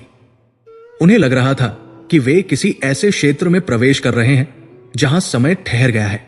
निशान अंततः एक विशालकाय प्राचीन पर्वत श्रृंखला की तलहटी में समाप्त हुए। यह पर्वत श्रृंखला उतनी ही प्राचीन थी जितनी कि ये पृथ्वी। यहां की चट्टानें घने काई और सदियों पुरानी लताओं से ढकी थी। ऐसा प्रतीत होता था मानो यह स्थान लाखों वर्षों से सूर्य का प्रकाश नहीं देख पाया हो। और वहां उस तलहटी में सिंह के विशाल पदचिन्हों ने एक अंधकारमयी विशाल गुफा के द्वार की ओर अंतिम संकेत किया। गुफा का द्वार इतना बड़ा था कि एक विशालकाय हाथी भी उसमें आसानी से प्रवेश कर सकता था। वो किसी भयंकर प्राणी का मुंह लग रहा था जो अनंत काल से खुला पड़ा हो। उसके चारों ओर हवा ठंडी और भारी थी। उसमें एक नमी और मिट्टी की दुर्गंध थी जो अंदर छिपे हुए किसी प्राचीन रहस्य की ओर इशारा कर रही थी। गुफा के भीतर अंधकार इतना सघन था कि वह प्रकाश को भी निगल लेता था। वो अंधकार जो द्वारका के स्वर्ण की चमक से मीलों दूर था, वो श्राप का भौतिक स्वरूप लग रहा था। श्री कृष्ण और उनके साथी गुफा के मुहाने पर खड़े थे और तभी गुफा के गहन आंतरिक भाग से एक ध्वनि आई। वो ध्वनि केवल गुर्राहट नहीं थी, वो एक ऐसी गड़गड़ाहट थी जो किसी विशाल शक्तिशाली प्राणी के फेफड़ों से आ रही थी। एक गहरी धीमी लयबद्ध ध्वनि जो पत्थरों की दीवारों से टकराकर लौट रही थी। यह ध्वनि भय और प्रचंड शक्ति का मिश्रण थी। वो किसी सिंह या हाथी की नहीं थी, वो किसी पौराणिक चिरंजीवी प्राणी की थी जिसकी शक्ति साधारण कल्पना से परे थी। श्री कृष्ण के सैनिक गुफा के मुहाने पर ही कांप उठे। उन्हें लगा कि यह उनका अंत है। इस ध्वनि में मृत्यु का भय और एक अपरिचित शक्ति का आतंक भरा था। श्री कृष्ण ने सैनिकों को पीछे हटने का संकेत किया। वो अब पूरी तरह से निश्चिंत थे। यह सिंह का काम नहीं है। श्री कृष्ण ने शांत स्वर में कहा, सिंह ने प्रसेन को मारा और मणि ले गया, परंतु यह सिंह यहां क्यों मरा पड़ा है? क्योंकि किसी और अधिक शक्तिशाली प्राणी ने सिंह को मारकर मणि उससे छीन ली। उनकी आंखें गुफा के अंधकार में झांक रही थी, मानो वो अंधकार उनके लिए पारदर्शी हो। यह प्राणी वही है जिसने हमारे जंगल के राजा को इतनी क्रूरता से पराजित किया। यह वही है जिसके पास अब स्यमंतक मणि है। श्री कृष्ण के मन में अब कोई संदेह नहीं था। उन्होंने सिंह के घावों की प्रकृति, उस गुफा के प्राचीन स्वरूप और अंदर से आ रही उस गुर्राहट की मौलिकता का विश्लेषण कर लिया था। यह कोई साधारण वन्य जीव नहीं था। यह कोई राक्षस या दानव भी नहीं था जिनके साथ श्री कृष्ण पहले भी युद्ध कर चुके थे। यह जामवंत था, वो जामवंत जो त्रेता युग में राम के अनन्य सेवक और सेनापति थे। वो जामवंत जो चिरंजीवी थे और जिनकी शक्ति स्वयं इंद्र से भी अधिक थी। गुफा के भीतर अज्ञात शत्रु कोई और नहीं बल्कि वह प्राचीन भक्त था जो युगों से अपने प्रभु के अगले अवतार की प्रतीक्षा कर रहा था। श्री कृष्ण ने अपने सैनिकों को गुफा से दूर सुरक्षित स्थान पर प्रतीक्षा करने का आदेश दिया। तुम यही रुको, उन्होंने कहा। इस अंधकार में किसी मनुष्य के लिए प्रवेश करना संभव नहीं है। मैं अकेला जाऊंगा। यह सत्य की अंतिम यात्रा थी। द्वारकाधीश पर लगे कलंक का निवारण अब एक साधारण खोज नहीं बल्कि एक युगों पुरानी शक्ति के साथ होने वाले द्वंद्व में निहित था। गुफा का द्वार खुला था और भीतर से आ रही गुर्राहट अब श्री कृष्ण को पुकार रही थी या शायद चुनौती दे रही थी। वो अज्ञात शत्रु जिसके पास अब स्यमंतक मणि थी, कौन था? वो जामवंत था जिसकी प्रतीक्षा अब समाप्त होने वाली थी। परंतु क्या जामवंत अपने प्रभु को पहचान पाएगा या क्या उसे अपने ही परमेश्वर के साथ उस झूठे कलंक के कारण युद्ध करना पड़ेगा? इस भीषण गुफा के भीतर द्वारकाधीश और जामवंत के बीच का महासंग्राम अब आरंभ होने को था। गुफा का द्वार जो पहाड़ के मुख के समान प्रतीत होता था, अंधकार के एक विशालकाय आलिंगन जैसा था। बाहर खड़े श्री कृष्ण के सैनिकों के लिए यह मृत्यु का कगार था। उनके द्वारकाधीश ने उन्हें पीछे हटने का आदेश दिया था और वे भय और भक्ति के बीच फंसे वहीं ठिठके रह गए। दारुक ने रथ के पहियों को कसकर पकड़ लिया। उसकी आंखें नम थी।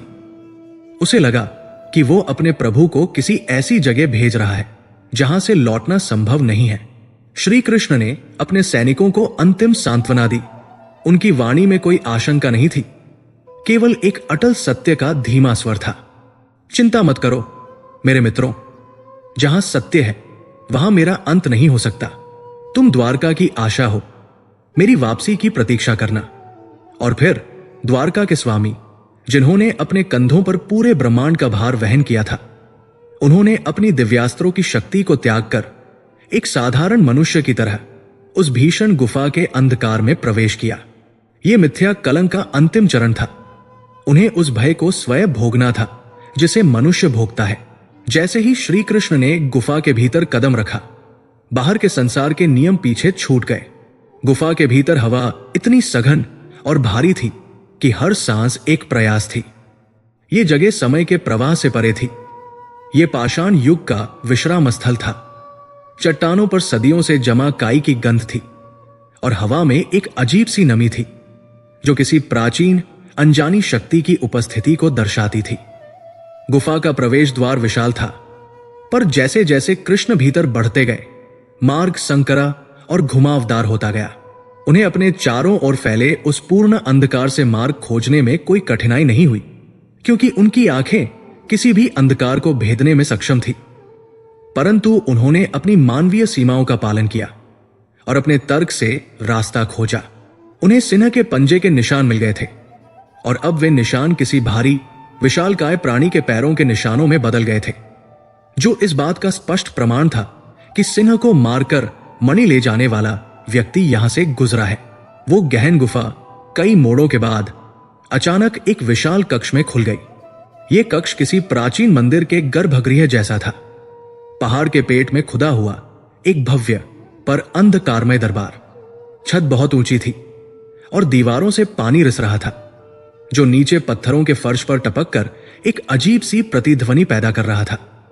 और उसी कक्ष के केंद्र में उन्हें वह दृश्य मिला जो सत्राजित के सारे आरोपों को और द्वारका के सारे संदेहों को एक पल में खंडित कर देता था। उस विशाल प्राचीन कक्ष के मध्य में स्यमंतक मणि अपने दैवीय प्रकाश को बिखेर रही थी। उसकी चमक, जो द्वारका के स्वरण से भी अधिक तीव्र थी, उस भयानक अंधकार को भेद रही थी, जिससे पूरा कक्ष एक अजीब चमकीली नीली रोशनी में नहा गया था। और वो मणि किसी राजकोष में बंद नहीं थी, वो किसी सिंहासन पर नहीं रखी थी, वो वहां रखी थी जहां सबसे निर्दोष और शुद्ध हृदय उसका आनंद ले सकता था। मणि एक छोटे तेजस्वी बालक के पास थी, जो उस मणि को एक साधारण सुंदर खिलौने की तरह अपने दोनों हाथों में पकड़कर खेल रहा था। बालक की आंखें उस मणि के प्रकाश से और भी अधिक उज्जवल हो गई थी। वो अपनी धुन में मणि के चमत्कारों पर खिलखिला रहा था, मानो वो उसके लिए एक साधारण चमकता हुआ पत्थर हो। श्री कृष्ण उस दृश्य को देखकर एक क्षण के लिए ठहर गए। उनके चेहरे पर एक कोमल मुस्कान आ गई। उन्हें पता था कि लोभ और अहंकार से रहित केवल एक बच्चा ही उस मणि के दिव्य तेज को इतने सहज भाव से स्वीकार कर सकता है। परंतु उस बालक की कोमल उपस्थिति के पीछे एक प्रचंड शक्ति दीवार बनकर खड़ी थी। बालक के ठीक पीछे अपनी समस्त विशालता में वो प्राणी खड़ा था जिसे कृष्ण ने पहचान लिया था। वो रिक्षराज जांबवंत थे। उनका शरीर किसी चलते फिरते पहाड़ जैसा विशाल था। उनकी त्वचा भूरे और काले बालों से ढकी थी और उनके कंधे इतने चौड़े थे कि गुफा की दीवारें भी उनके सामने छोटी लगती थी। उनकी आंखें प्राचीन ज्ञान और युगांतर के अनुभवों से भरी थी। वो अपने तप और चिरंजीवी होने के कारण स्वयं वन का राजा नहीं, बल्कि वन के सभी नियमों का प्रतीक थे। जांबवंत अपनी गुफा की सुरक्षा में लीन थे। मणि की सुरक्षा और बालक की देखभाल उनके जीवन का एकमात्र उद्देश्य था। जैसे ही उन्होंने किसी बाहरी व्यक्ति, किसी मनुष्य को अपने कक्ष में प्रवेश करते देखा, उनके शरीर का हर बाल क्रोध और चेतावनी में तंग गया। उनकी गहरी भयावह गुर्राहट जो बाहर से सुनाई दे रही थी अब कक्ष में प्रतिध्वनित होने लगी। जांबवंत ने श्री कृष्ण को देखा। उनकी दृष्टि ने उन्हें केवल एक मनुष्य के रूप में समझा, एक साधारण, पतला, सुंदर पर लालची मनुष्य जिसने उनके विश्राम स्थल में घुसपैठ की थी। उनकी आंखों में केवल एक ही विचार आया, ये वही चोर है जो मणि को चुराना चाहता है, जिसके कारण मेरे संरक्षण में रहने वाले सिंह को भी मरना पड़ा। उन्होंने कृष्ण को कोई राजा, कोई देवता या कोई महान पुरुष नहीं समझा। उनके लिए वो केवल एक चोर था। जांबवंत का हृदय क्रोध से भर उठा। ये क्रोध मणि के खोने के डर से नहीं था, बल्कि उनकी सुरक्षा की मर्यादा के भंग होने पर था।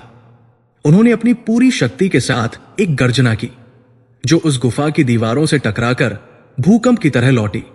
कौन हो तुम? हे मानव, तुम कौन हो जो सूर्य के प्रकाश से दूर इस अंधकार में प्रवेश करने का दुस्साहस करते हो? जांबवंत की वाणी ऐसी थी मानो दो पहाड़ आपस में टकरा रहे हों। तुम्हारी इतनी हिम्मत कि तुम इस पवित्र स्थान पर, जहां मैं और मेरा पुत्र रहते हैं, चोरी के इरादे से घुस आए। क्या तुम नहीं जानते कि यह मणि किसके संरक्षण में है? क्या तुम्हें अपने जीवन से प्रेम नहीं? श्री कृष्ण शांत खड़े रहे। उन्होंने जांबवंत की आंखों में देखा और जानते थे कि यह एक गलत पहचान का क्षण है और यह श्राप का अंतिम निर्णायक फल है। हे ऋक्षराज, श्री कृष्ण ने अत्यंत शांत पर दृढ़ स्वर में उत्तर दिया, मैं द्वारका का राजा वासुदेव कृष्ण हूं। मैं यहां चोरी के लिए नहीं आया हूं। मैं यहां उस मिथ्या कलंक को धोने आया हूं जो मुझ पर लगाया गया है।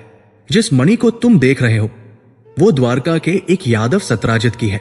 उसका भाई मारा गया है और मुझ पर यह आरोप लगा है कि मैंने ही ये मणि चुराई है। मुझे वो मणि वापस ले जानी होगी ताकि मेरे राज्य का धर्म स्थापित हो सके। परंतु जांबवंत के कानों में केवल राजा, कलंक और मणि के शब्द पहुंचे। उन्होंने श्री कृष्ण के शांत तर्क को अहंकार और कपट का आवरण समझा। झूठ! जांबवंत गरजे, क्या तुम समझते हो कि मैं युगों पुराना ऋक्ष हूं और तुम्हारे तुच्छ झूठ को नहीं पहचानूंगा? तुम राजा हो और राजा हमेशा लोभी होते हैं। तुम इस मणि का तेज देखकर यहां आए हो। तुम चोरी के इरादे से घुसे हो। मैं जांबवंत, जिसने त्रेता युग में स्वयं राम के लिए युद्ध किया था, तुम्हें इस पवित्र मणि को छूने तक नहीं दूंगा। जाओ यहां से, अन्यथा मेरा क्रोध तुम्हें राख कर देगा। जांबवंत ने अपने विशाल शरीर को हिलाया। उन्होंने बालक को एक ओर सुरक्षित बैठाया और अपनी पूरी शक्ति से एक चलते हुए पहाड़ की तरह श्री कृष्ण की ओर बढ़े। उनके क्रोध में, उनके प्राचीन शरीर में त्रेता युग की शक्ति का संचार हो रहा था और इस प्रकार एक अविश्वसनीय, अप्रत्याशित युद्ध आरंभ हुआ। यह कोई साधारण युद्ध नहीं था। यह द्वापर युग के सबसे शक्तिशाली राजा कृष्ण, जो स्वयं भगवान थे पर अपनी मानवीय सीमा में थे, और त्रेता युग के सबसे शक्तिशाली जीवित सेनापति जांबवंत, जिन्हें चिरंजीवी होने का वरदान प्राप्त था, के बीच का महासंग्राम था। ये दो युगों की शक्ति, दो भक्तियों की दृढ़ता और एक दैवीय नियति का टकराव था।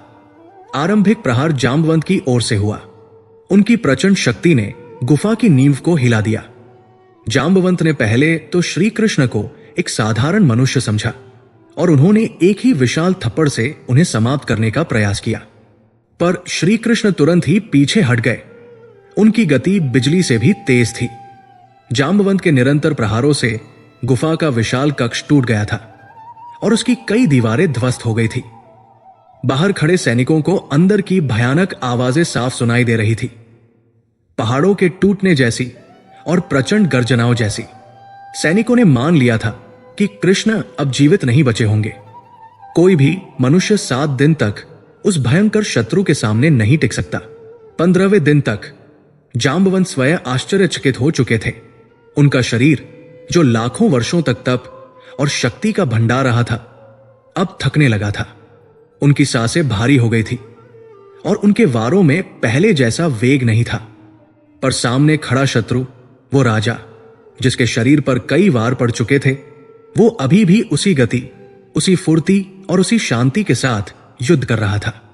श्री कृष्ण ने अब जांबवंत के शरीर के महत्वपूर्ण बिंदुओं पर प्रहार करना शुरू कर दिया था।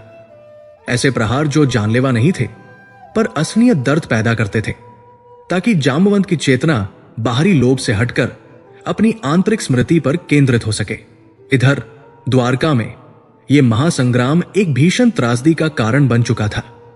20 दिन बीत चुके थे और कृष्ण की वापसी की कोई खबर नहीं थी। बाहर खड़े सैनिक भी भय से कांप उठे थे और संदेश लेकर द्वारका वापस लौट आए थे।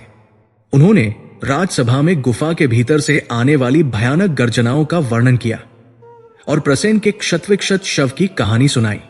सत्राजित के लगाए गए कलंक ने अब पूर्ण विजय प्राप्त कर ली थी। पूरी द्वारका नगरी में हाहाकार मच गया। उनका राजा, उनका मुक्तिदाता, उनका परमेश्वर एक चोर के मिथ्या आरोप के कारण जंगल के किसी अज्ञात शत्रु द्वारा मारा जा चुका था। शोक की लहर पूरे यादव कुल को डुबो गई। बलराम, जो श्री कृष्ण के बड़े भाई थे, उनके क्रोध और दुख की कोई सीमा नहीं थी। उन्होंने सत्राजित पर आंख मूंदकर विश्वास करने के लिए स्वयं को कोसा और सत्राजित के झूठे आरोप पर विश्वास करने वाले सभी लोगों को शाप देने का संकल्प लिया। उन्होंने बार बार कहा कि उनके भाई की मृत्यु किसी चोर के कारण नहीं हुई है, बल्कि उन सब के संदेह और उस तुच्छ मणि के लोभ के कारण हुई है। सत्राजित को अपनी गलती का एहसास नहीं हुआ। इसके विपरीत वो भीतर ही भीतर खुश था। उसका शत्रु, जिसने मणि पर अपना दावा किया था, अब समाप्त हो चुका था। उसने अपनी संपत्ति को सुरक्षित करने के लिए एक राजा की हत्या करवा दी थी, ऐसा उसे लगा। पर वो अपनी जीत का उत्सव सार्वजनिक रूप से नहीं मना सकता था। द्वारका ने कृष्ण की मृत्यु मान ली थी। उनकी रानियां विलाप कर रही थी, प्रजा शोक मना रही थी और अराजकता के बीज बोए जाने लगे थे। गणेश जी का श्राप, जो झूठा कलंक लगाने के लिए था, वो अब उस कलंक को मृत्यु के अंतिम परिणाम तक ले जा चुका था। इस बीच गुफा के भीतर 28वां दिन शुरू हो चुका था। जाम्बवंत का शरीर अब पूरी तरह से थक चुका था। उनकी शक्ति, जो उन्हें चिरंजीवी का वरदान देती थी, अब जवाब दे रही थी। वो अपनी हर सांस के साथ संघर्ष कर रहे थे। उनके पूरे शरीर में दर्द था और उनके दिमाग में एक ही विचार घूम रहा था, ये मनुष्य कौन है? इसे कौन सी दैवीय शक्ति मिली है? मेरे पास राम की दी हुई शक्ति है। मैं त्रेता युग का सेनापति हूं। मैं उस शक्ति से कैसे पराजित हो सकता हूं? श्री कृष्ण ने जानबूझकर अपने वारों को और भी सटीक कर दिया। उन्होंने अपने पंचजन्य शंख के समान कठोर मुक्के जाम्बवंत के सीने पर मारे। जाम्बवंत ने एक आखिरी पूरी ताकत से भरी गर्जना की और अपनी सारी शक्ति एकत्रित करके श्री कृष्ण पर पलटवार किया। वो वार प्रचंड था। कृष्ण ने उसे रोका, पर वो वार इतना भयानक था कि श्री कृष्ण का शरीर भी क्षण भर के लिए कांप गया। जाम्बवंत ने देखा कि वो मानव अभी भी खड़ा है, शांत, मुस्कुराता हुआ और उतना ही स्फूर्तिवान जितना 28 दिन पहले था। जाम्बवंत की आंखें कृष्ण की ओर टिकी रहीं और उनके मन में एक भयानक संदेह जाग उठा। यह साधारण बल नहीं था। यह कोई मनुष्य नहीं हो सकता। यह कोई देव भी नहीं हो सकता। यह कौन है जो मेरी रामशक्ति को चुनौती दे रहा है? वो थक चुका था। उसका शरीर कह रहा था कि अब रुक जाओ, अब और नहीं लड़ सकते। पर उसकी आत्मा, जो राम के प्रति भक्ति से भरी थी, उसे रुकने नहीं दे रही थी। युद्ध अनिर्णित था। जाम्बवंत का शरीर टूट चुका था, पर उसका संकल्प अभी भी अटल था। श्री कृष्ण ने इस समय को सही समझा। जाम्बवंत अब अपने अंतिम पड़ाव पर थे, शारीरिक पराजय नहीं, पर आत्मिक आत्मसमर्पण के कगार पर। श्री कृष्ण ने जाम्बवंत को एक बार फिर अपनी अद्भुत गति से पीछे धकेल दिया। जाम्बवंत अपनी पूरी शक्ति से नीचे गिरे। धूल उड़ी और गुफा के भीतर की शांति क्षण भर के लिए लौट आई। जाम्बवंत अपने विशाल शरीर के साथ जमीन पर पड़े थे। उनकी आंखें ऊपर उस रहस्यमय राजा की ओर टिकी थी। उनके मन में केवल एक ही प्रश्न गूंज रहा था, हे प्रभु, क्या ये वही है? क्या भगवान इस युद्ध में पराजित हो जाएंगे? नहीं, क्योंकि भगवान का उद्देश्य जीतना नहीं, बल्कि भक्त को पहचान कराना था। अब वो क्षण आ गया था जब जाम्बवंत को अपने प्रभु के दर्शन होने थे और मिथ्या कलंक का अंधकार हमेशा के लिए मिटने वाला था। जाम्बवंत की दृष्टि में श्री कृष्ण का शांत चेहरा राम के चेहरे में घुलने लगा था। 28 दिनों का युद्ध, 28 युगों की प्रतीक्षा अब पूरी होने वाली थी। 28 दिनों के अविश्वसनीय विनाशकारी युद्ध के बाद गुफा के भीतर अब एक गहरी भयभीत शांति छा गई थी। जाम्बवंत का विशाल पौराणिक शरीर धूल और पत्थरों के बीच पड़ा था। उनका हर अंग असहनीय पीड़ा से चिल्ला रहा था। उनकी सांसें टूटी हुई थी और उनका सारा बल क्षीण हो चुका था। उन्हें पराजित होना स्वीकार था, परंतु वो उस व्यक्ति द्वारा पराजित नहीं हो रहे थे जिसे वे साधारण मनुष्य या चोर समझते थे। वो उठने का प्रयास कर रहे थे, पर उनका शरीर जवाब दे चुका था। उनकी आंखें अब भी ऊपर खड़े शांत तेजस्वी राजा कृष्ण पर टिकी थी। उस राजा के चेहरे पर 28 दिन के भयंकर युद्ध का कोई निशान नहीं था। वही दिव्य मुस्कान, वही अलौकिक शांति। जाम्बवंत के मन का अंतिम संदेह भी अब नष्ट हो चुका था। कोई मनुष्य, कोई दानव, यहां तक कि कोई देव भी उनकी रामशक्ति को 28 दिन तक चुनौती देकर इस प्रकार स्थिर नहीं रह सकता था। युद्ध अब शस्त्रों या बल से नहीं लड़ा जा रहा था, यह चेतना और स्मृति का युद्ध था। जाम्बवंत ने अपनी आंखें बंद कर ली। उनकी समस्त शक्ति अब उनके हृदय के भीतर मुड़ गई। उन्होंने अपने लाखों वर्षों के जीवन को एक पल में पलट कर देखा। त्रेता युग की वो धूल, वो महान वन, वो सेतु बंधन और सबसे बढ़कर वो शांत करुणा से भरी छवि उनके प्रभु श्री राम की। जाम्बवंत के शरीर में पीड़ा थी, पर उनके मन में एक अद्भुत शांति का उदय हुआ। उसी क्षण श्री कृष्ण ने अपनी दिव्य शक्ति को एक सूक्ष्म संकेत दिया। उन्होंने जाम्बवंत के ललाट पर अपना कमलवत हाथ रखा और उनकी वाणी में केवल एक ही शब्द गूंजा जो 28 युगों की प्रतीक्षा को समाप्त करने वाला था। जाम्बवंत, हे ऋक्षराज, शांत हो जाओ, तुम्हारा कष्ट समाप्त हुआ। उस स्पर्श में, उस ध्वनि में जाम्बवंत ने वो सब कुछ अनुभव किया जिसकी उन्हें आवश्यकता थी। उन्हें श्री कृष्ण में केवल द्वापर युग का वासुदेव नहीं दिखा, बल्कि उन्हें राम की करुणा, राम की वही प्रेम भरी आंखें और राम का वही मधुर चिरपरिचित स्वर सुनाई दिया। उनके भीतर की चिरंजीवी आत्मा ने अपने स्वामी को पहचान लिया था। वो जाम्बवंत जो 28 दिन से युद्ध कर रहा था, वो अब एक साधारण भक्त बन गया। उनका विशाल शरीर कंपन करने लगा और उनकी आंखों से अनवरत अश्रुधारा बहन निकली। ये अश्रु पराजय के नहीं थे, बल्कि मिलन के थे। युगों की प्रतीक्षा के उपरांत अपने इष्ट को पाने के थे। जाम्बवंत ने तुरंत ही अपने घुटने टेक दिए। उनका विशाल शरीर फर्श पर झुक गया और उन्होंने दोनों हाथ जोड़कर अपने प्रभु के चरणों को छूने का प्रयास किया। प्रभु, मेरे राम। जाम्बवंत की वाणी में लाखों वर्षों की भक्ति, विवशता और प्रेम का मिश्रण था। उनकी गर्जना अब विलाप में बदल गई थी। हे प्रभु, मैं कितना अभागा हूं। 28 दिन तक मैं उन्हीं के विरुद्ध युद्ध करता रहा जिनकी प्रतीक्षा में मैंने ये दीर्घ जीवन धारण किया। मैंने आपको साधारण मनुष्य समझा, मैंने आपको चोर समझा। मेरी आंखों पर लोभ और भ्रम का कैसा पर्दा पड़ा था कि मैं अपने ही स्वामी को नहीं पहचान सका। मेरी इस घोर मूर्खता को क्षमा करें। हे रघुनंदन, हे वासुदेव। उन्होंने अपने प्रभु की स्तुति करना आरंभ कर दिया। जाम्बवंत की स्तुति में त्रेता और द्वापर का इतिहास समाया था। वो राम के गुणों का बखान करते और फिर कृष्ण की लीलाओं का गुणगान करते। उन्होंने कहा कि हे प्रभु, आपने ही त्रेता में मेरी सारी शक्ति का उपयोग रावण के विरुद्ध करवाया था, और अब द्वापर में आपने मेरी बची हुई शक्ति को भी समाप्त कर दिया ताकि मैं पूर्णतः शांत हो सकूं और इस दीर्घ थका देने वाले जीवन के अंतिम पड़ाव पर पहुंच सकूं। श्री कृष्ण ने जाम्बवंत को उठाया और उन्हें सांत्वना दी। हे ऋक्षराज, श्री कृष्ण ने प्रेम से कहा, तुम दोष मुक्त हो। ये युद्ध मेरी लीला थी, तुम्हारी भक्ति की परीक्षा थी। ये सब उस मिथ्या कलंक को धोने के लिए आवश्यक था जो मुझ पर लगा था। मुझे यह सिद्ध करना था कि मैं किसी को भयभीत करके मणि नहीं ले सकता। मुझे इसे युद्ध से जीतना था, और यह युद्ध केवल तुम्हारे हाथों से ही संभव था, क्योंकि तुम्हारी शक्ति चिरंजीवी है। जाम्बवंत का हृदय अब शांत हो चुका था। उनके सारे संदेह दूर हो चुके थे। जाम्बवंत ने तुरंत उस कक्ष के केंद्र की ओर इशारा किया जहां उनकी पुत्री स्यमंतक मणि से खेल रही थी। हे प्रभु, ये मणि ही सारे अनर्थ का मूल है। जाम्बवंत ने कहा, इसे मेरे संरक्षण में एक सिंह लाया था जिसने इसे किसी मनुष्य से छीना था। यह मेरी पुत्री का खिलौना बनी रही। अब मैं आपको यह मणि सादर समर्पित करता हूं। यह आपकी है, आपके द्वारा ही इसका कल्याणकारी उपयोग संभव है। उन्होंने मणि श्री कृष्ण को सौंप दी। स्यमंतक मणि, जो अब तक बालक के हाथ में खिलौना थी, श्री कृष्ण के हाथों में आते ही अपनी पूर्ण दैवीय आभा में चमक उठी। उसका तेज इतना अधिक था कि वह गुफा के सारे अंधकार को एक पल में समाप्त कर गया। और तब जाम्बवंत ने अपनी भक्ति का अंतिम और सबसे बड़ा प्रमाण दिया। हे प्रभु, मैंने 28 दिन तक आपसे युद्ध किया। यह मेरे जीवन का सबसे बड़ा अपराध है, और मैं जानता हूं कि किसी भी प्रायश्चित से यह पाप नहीं धुल सकता। परंतु मेरी एक पुत्री है, जाम्बवती। वो मेरी आत्मा का टुकड़ा है और वो इस मणि के तेज में पली बढ़ी है। मैं आपसे प्रार्थना करता हूं कि आप मेरी पुत्री को स्वीकार करें। मेरा जीवन धन्य हो जाएगा, क्योंकि त्रेता में मैं आपकी सेवा नहीं कर पाया, पर द्वापर में मेरी पुत्री आपकी सेवा करेगी। यह मेरा अंतिम प्रयास है कि मैं इस अपार शक्ति को आपके चरणों में समर्पित कर सकूं। श्री कृष्ण, जो जाम्बवंत की भक्ति और प्रेम से अभिभूत थे, ने उनका प्रस्ताव स्वीकार कर लिया। विवाह का निर्णय तुरंत गुफा के भीतर ही लिया गया।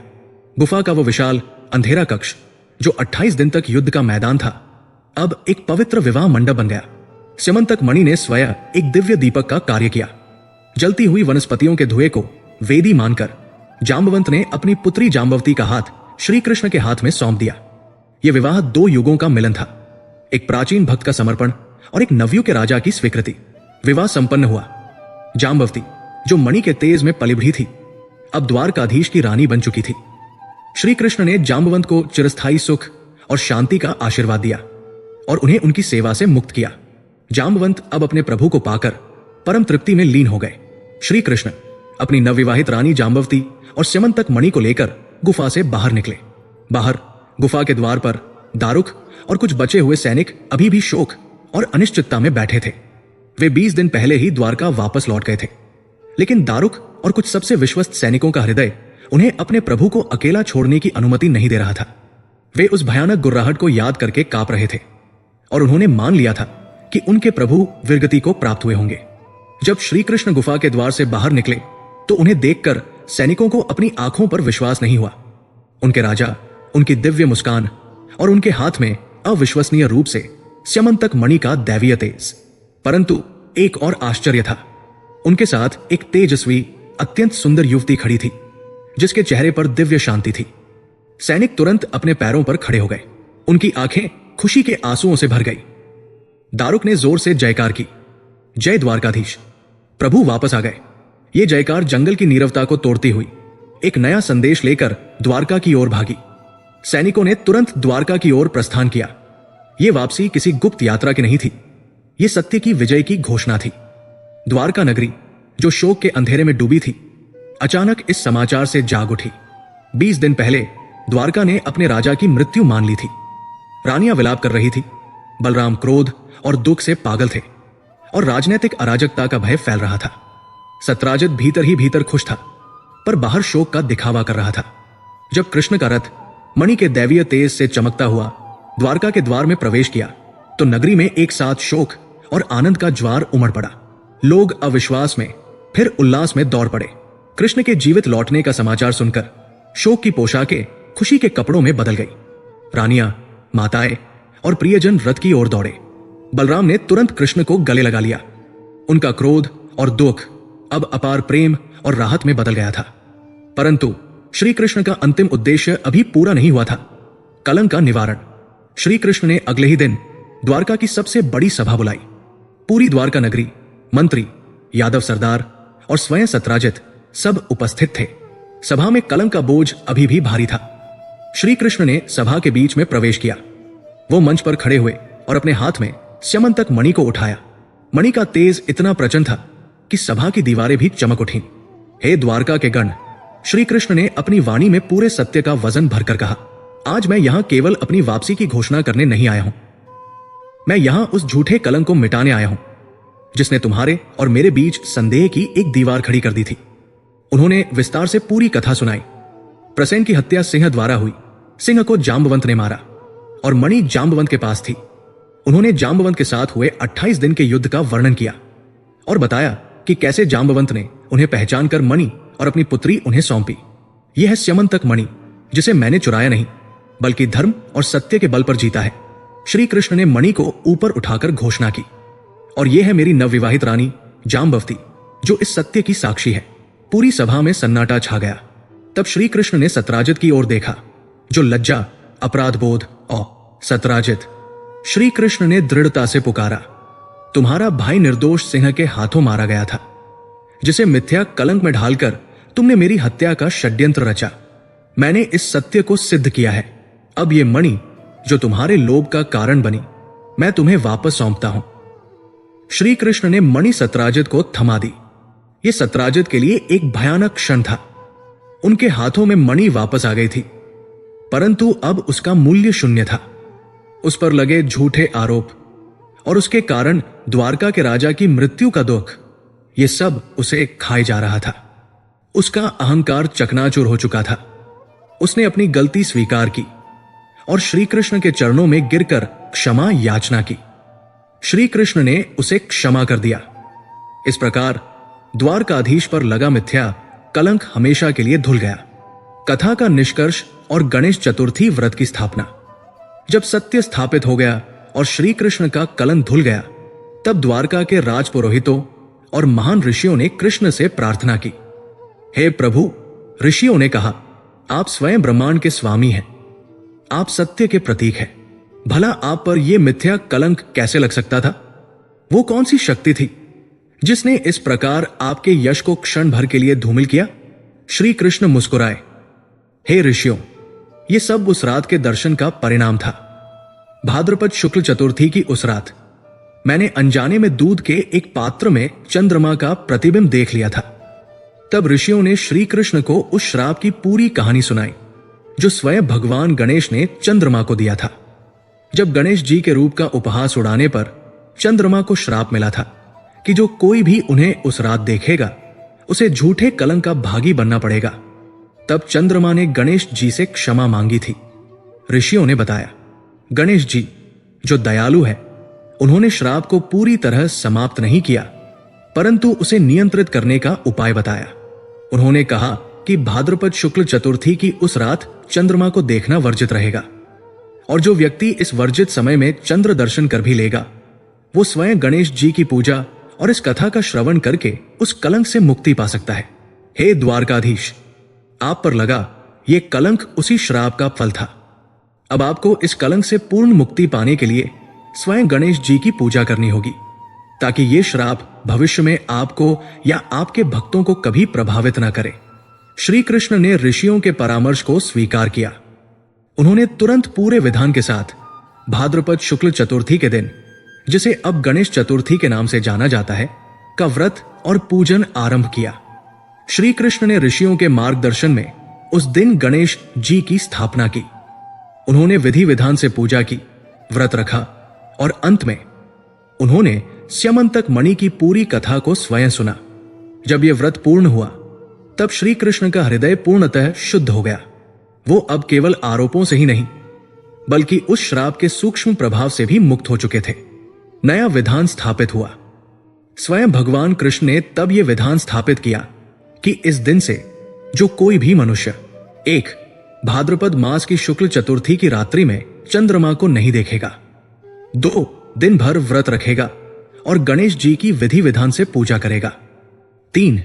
और सबसे महत्वपूर्ण, स्यमंतक मणि के इस सत्याख्यान सत्य कथा को सुनेगा, उसे वर्ष भर किसी भी प्रकार के झूठे आरोप या कलंक, मिथ्या कलंक का भय नहीं रहेगा। यह कथा जो एक लोभी मनुष्य के अहंकार, एक भक्त के भ्रम और एक राजा के कलंक की थी, अब गणेश चतुर्थी के व्रत का आधार बन गई। इस व्रत के माध्यम से गणेश जी ने अपने भक्तों को उस शक्ति से सुरक्षित किया जिसके कारण स्वयं ब्रह्मांड के स्वामी को भी मिथ्या कलंक झेलना पड़ा था। श्री कृष्ण ने स्यमंतक मणि सत्राजित को सौंप दी थी, परंतु सत्राजित अपनी गलती और अपराध बोध के कारण अब उस मणि को अपने पास नहीं रखना चाहता था। उसने वो मणि वापस श्री कृष्ण को भेंट कर दी। श्री कृष्ण ने मणि को सहर्ष स्वीकार किया और उसे राजकोष में स्थापित किया, जहां वह द्वारका के कल्याण और सुरक्षा का कारण बनी। इस प्रकार गणेश जी का श्राप जो कलंक का कारण बना, वो अंततः धर्म, सत्य और एक नए पवित्र व्रत की स्थापना का कारण बना, जिसने युगों युगों तक आने वाले भक्तों को झूठे आरोपों के भय से मुक्ति दिलाई।